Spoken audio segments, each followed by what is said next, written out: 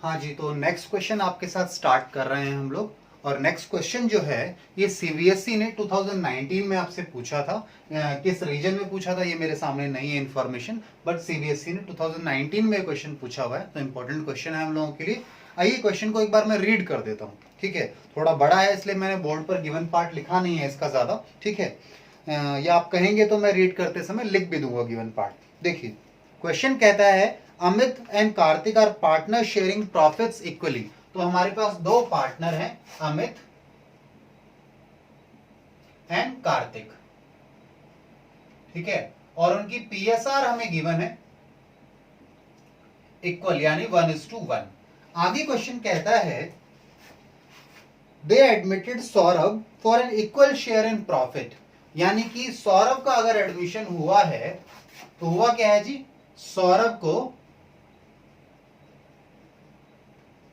सौरभ का एडमिशन हुआ है for equal share in profits, ठीक है, कोई इश्यू नहीं है। इससे अगर देखें तो इसे ओल्ड पीएसआर माने इनकी, और आफ्टर एडमिशन जो है सौरभ के साथ अगर बात करें,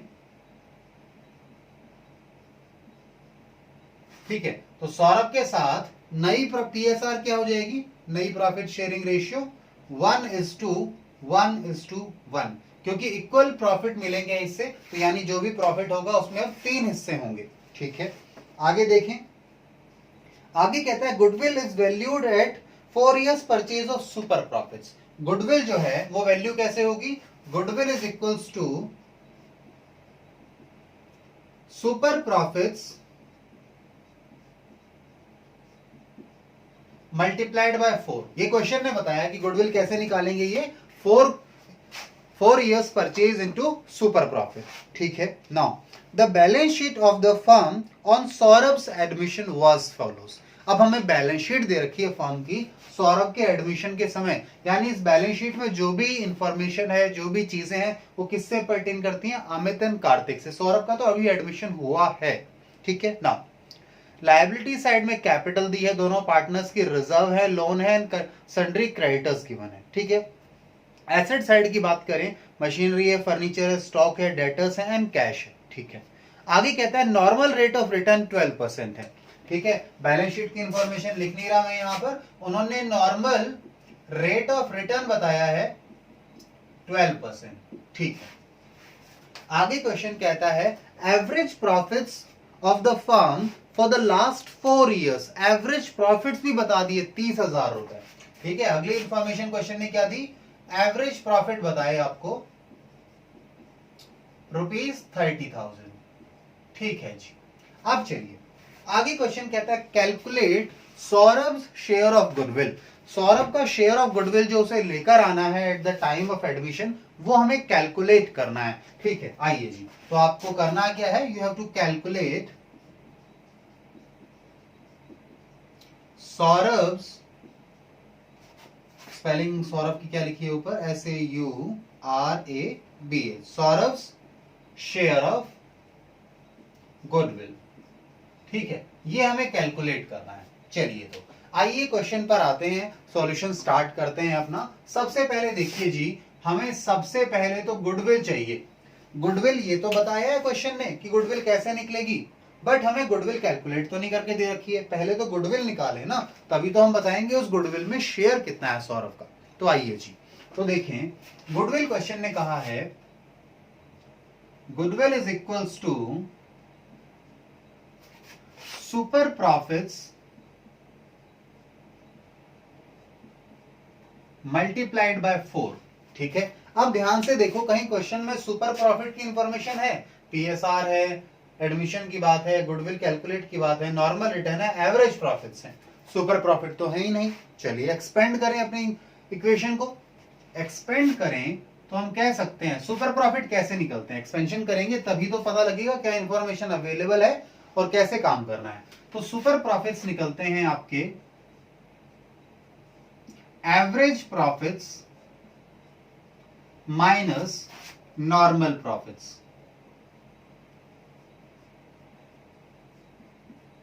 ठीक है। Average profit minus normal profit करो तो आपके सामने क्या आ जाता है, आपके सामने आ जाता है सुपर प्रॉफिट। मल्टीप्लाई कर दो 4 से, ठीक है, हमने सुपर प्रॉफिट को एक्सपेंड किया। अच्छा ठीक है, अब हमारे पास एवरेज प्रॉफिट्स तो हैं 30,000, नॉर्मल प्रॉफिट्स नहीं है। चलो एक चीज तो मिल गई, हमारे पास 30,000 तो है, ठीक है, माइनस नॉर्मल प्रॉफिट नहीं है। तो नॉर्मल प्रॉफिट कैसे निकलता है ये बात करें। सर नॉर्मल प्रॉफिट निकलेगा कैपिटल एम्प्लॉयड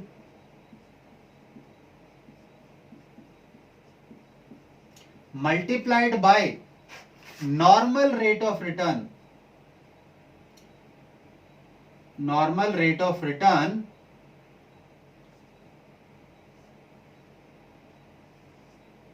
मल्टीप्लाइड बाय 4, ठीक है ना। इन दोनों को मल्टीप्लाई करना है, फिर 30,000 से माइनस करना है और उसके बाद 4 से मल्टीप्लाई करना। तो ब्रैकेट का काफी इंपॉर्टेंट रोल है, इसीलिए मैंने इस तरीके से किया। चलिए जी, अब देखो हमें कैपिटल एम्प्लॉयड तो नहीं पता, but normal rate of return, ये मैंने NNR लिख दिया, सॉरी गलती से, normal rate of return NRR होना चाहिए, दैट इज 12%, ठीक है। मेरे पास ये भी है, तो मुझे कैपिटल एम्प्लॉयड चाहिए नॉर्मल रेट ऑफ रिटर्न, तो मुझे पता है। तो आइए एक वर्किंग नोट बनाएं जिससे हम कैपिटल एम्प्लॉयड की बात करें। कैपिटल एम्प्लॉयड की बात करें हम लोग। कैपिटल एम्प्लॉयड का मतलब क्या होता है, ये वर्किंग नोट है हमारा पहला। बताइए जी, कैपिटल एम्प्लॉयड का मतलब क्या है। कैपिटल एम्प्लॉयड का मतलब है कि बिजनेस में ऑनर्स का कितना पैसा लगा हुआ है, मालिकों का कितना पैसा, कितने फंड्स इन्वेस्टेड है उनके द्वारा, ठीक है। इसे निकाला कैसे जा सकता है, इसे निकालने के काफी तरीके हैं। इसे निकाला जा सकता है कैपिटल प्लस रिजर्व्स एंड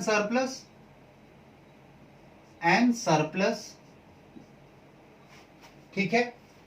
एक तो इस तरीके से निकाला जाए। जब मैं रिजर्व एंड सरप्लस की बात कर रहा हूं तो ध्यान दीजिएगा, मैं कहता हूं ये नेट रिजर्व्स एंड सरप्लस हैं, ये नेट रिजर्व एंड सरप्लस हैं, यानी अगर कोई लॉसेस हैं तो माइनस करने के बाद है, या आप कहो तो मैं यहां माइनस करके दिख देता हूं।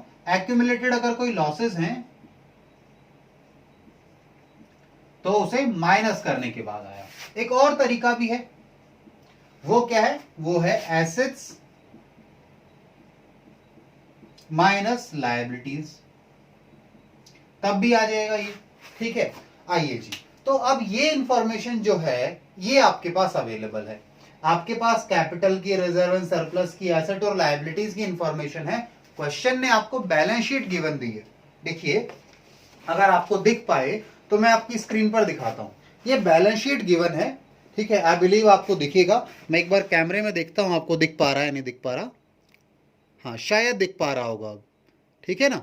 चलिए जी, तो ये एसेट्स और लायबिलिटीज की इंफॉर्मेशन अवेलेबल है, ठीक है। हाँ आंसर नहीं देखना है, आंसर नहीं देखेंगे हम लोग, क्योंकि एग्जाम में तो आंसर अवेलेबल नहीं होगा, so don't go by the answer, ठीक है। आइए जी, अब हमें दोनों में से कोई भी मेथड यूज कर सकते हैं। अगर दोनों इंफॉर्मेशन अवेलेबल है देन आई प्रेफर कि पहले वाला करो, क्योंकि दूसरे वाले में ना इंफॉर्मेशन ज्यादा गैदर करनी पड़ेगी, ठीक है। एसेट सारी लिखनी पड़ेगी, उसमें से फिर सारी लायबिलिटीज माइनस करनी पड़ेगी, यहां 2-3 चीजें ही चाहिए, तो पहले वाला मेथड हम फॉलो करेंगे। आइए जी, मैं इसे हटा देता हूं और हम यहां पर लिखते हैं capital employed is equals to capital, ठीक है। अब कैपिटल में बात करें तो हमारे पास दो पार्टनर हैं, अमित एंड कार्तिक, इन दोनों की कैपिटल हमें चाहिए। तो आइए देखें इन दोनों की कैपिटल क्या है। बुक में देखिए ध्यान से, कैपिटल दी है 90,000 एंड 50,000, दोनों की कैपिटल गिवन है 90,000 एंड 50,000। टोटल कितना आ गया, टोटल आ गया 1,40,000, ठीक है। इसके अलावा रिजर्व एंड सरप्लस चाहिए, तो रिजर्व एंड सरप्लस में केवल एक ही रिजर्व है 20,000 का, और कोई एक्यूमुलेटेड लॉस तो है नहीं बैलेंस शीट में एसेट साइड में, तो 20,000 लिखिए रिजर्व के। 20,000, टोटल कितना आ गया 1,60,000। ये क्या आ गया जी, आपका कैपिटल एम्प्लॉयड आ गया, ठीक है। कैपिटल एम्प्लॉयड मिल गया आपको। तो आइए अपने क्वेश्चन को आगे लेकर चलें। 30,000 माइनस में कैपिटल एम्प्लॉयड अभी निकाला है 1,60,000, ठीक है, multiplied by normal rate of return हमें पता है 12% है, 12% आप निकाल लेंगे, 12 डिवाइडेड बाय 100 करना, 12% निकल जाएगा, और फिर पूरे को 4 से मल्टीप्लाई करना है। तो आइए आगे लेकर चलें इसको। अभी हम गुडविल ही निकाल रहे हैं, तो 1,60,000 को 12 से मल्टीप्लाई करो और 100 से डिवाइड करो, तो कितना आएगा जी, जरा देखो, 30,000 माइनस, जरा करके मुझे बताइए, कैलकुलेट करके कितना अमाउंट आ रहा है, जल्दी बताइएगा। हाँ जी, कितना है, 19,200, ठीक है, 19,200 आ रहा है ये अमाउंट। कितना आया ये, 19,200, ठीक है, होल मल्टीप्लाइड बाय 4, यानी आप कह सकते हैं 30,000 में से 19,200 हटाओ, तो लगभग आपके पास 10 और 8, 10,800 बच गए, मल्टीप्लाइड बाय 4, तो आपके पास गुडविल आ गई जी। गुडविल कितनी आ जाएगी, 10,800 मल्टीप्लाइड बाय 4। जरा 10,800 को 4 से मल्टीप्लाई करो और मुझे बताओ कितना अमाउंट आ रहा है, कितना, 4200, 4200, चेक करो एक बार, चेक करके बताओ जी, 4200 कैसे आएगा, चेक करो, 10,800 को 4 से मल्टीप्लाई करना है। हाँ, कितना बोल रहे हैं, 4300, भाई सही से चेक करके बताओ, 100 में तो आना ही नहीं है, 43,200, ठीक है, 43,200, ये क्या आ गया, गुडविल आ गया आपके पास। ये हमने क्या निकाल लिया जी, गुडविल निकाल लिया। अब चलते हैं आगे, अब हम अगले काम पर चलते हैं, क्योंकि ये पार्ट तो आपका वर्किंग नोट है। वैसे वर्किंग नोट में मुझे, क्योंकि उसने तो कुछ और ही मांगा था, इसे वर्किंग नोट नंबर 2 दे देना चाहिए और गुडविल कैलकुलेशन को वर्किंग नोट नंबर 1 दे देना चाहिए, ठीक है। आइए अब हम अगले काम पर चलते हैं, जो सौरभ का शेयर है गुडविल में वो कितना होगा, उस पर चलें। तो मैं ये वाला पार्ट इरेज कर रहा हूं, आपको स्क्रीनशॉट वगैरह कुछ लेना हो तो आप ले सकते हैं, ठीक है। आई बिलीव आपने स्क्रीनशॉट ले लिया होगा, तो मैं इसे इरेज कर रहा हूं। अब ये लीजिए जी, अगला main part, calculation of Saurabh share of goodwill. Saurabh का शेयर ऑफ गुडविल निकाल रहे हैं जी, हम कैलकुलेट कर रहे हैं। आइए जी, तो कैसे निकलेगा ये निकलेगा goodwill multiplied by Saurabh share. Saurabh का शेयर कितना है प्रॉफिट में, ये सौरभ है बेटा, ठीक है ना, स्पेलिंग थोड़ा देखना, मैंने ध्यान से नहीं लिखा, चलो मैं लिख देता हूं, हटा ही देता हूं, सौरभ शेयर, ठीक है। सौरभ का शेयर कितना है, उसे इक्वल शेयर मिला है। इक्वल शेयर का मतलब उसे कितना मिला है, 1/3 मिला है। 3 पार्टनर में इक्वल 1/3 होगा, 1/3 होगा। तो गुडविल कितना है, 43,200 मल्टीप्लाइड बाय 1/3। चलिए जी, 43,200, 43,200 को 3 से डिवाइड कर दीजिए और मुझे बताइए कितना अमाउंट आ रहा है।